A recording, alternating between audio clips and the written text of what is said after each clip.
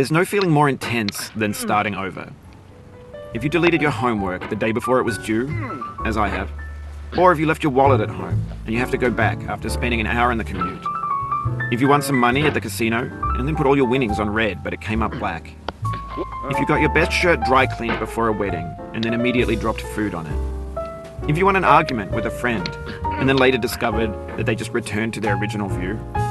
Starting over is harder than starting up. If you're not ready for that, like if you've already had a bad day, then what you're about to go through might be too much. Feel free to go away and come back. I'll be here. Alright, thanks for coming with me on this trip. I'll understand if you have to take a break at any point. Just find a safe place to stop and quit the game. And don't worry, I'll save your progress, always. Even your mistakes. This game is a homage to a free game that came out in 2002, titled Sexy Hiking. The author of that game was Jazzuo, a mysterious Czech designer who was known at the time as the father of B games. And B games are rough assemblages of found objects. Designers slap them together very quickly and freely, and they're often too rough and unfriendly to gain much of a following. They're built more for the joy of building them than as polished products. In a certain way, Sexy Hiking is the perfect embodiment of a B game. It's built almost entirely out of found and recycled parts, and it's one of the most unusual and unfriendly games of its time.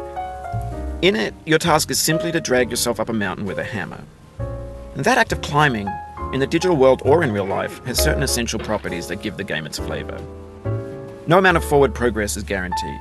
Some cliffs are too sheer or too slippery, and the player is constantly, unremittingly in danger of falling and losing everything.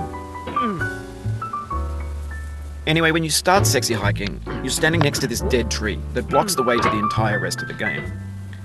It might take you an hour to get over that tree, and a lot of people never got past it. You prod and you poke at it, exploring the limits of your reach and your strength, trying to find a way up and over. And there's a sense of truth in that lack of compromise. Most obstacles in video game worlds are fake. You can be completely confident in your ability to get through them once you have the correct method or the correct equipment or just by spending enough time. In that sense, every pixelated obstacle in Sexy Hiking is real.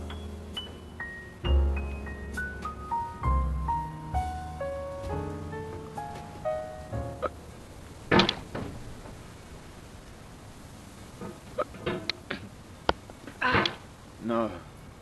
Oh, you just lost a lot of progress. That's a deep frustration. Real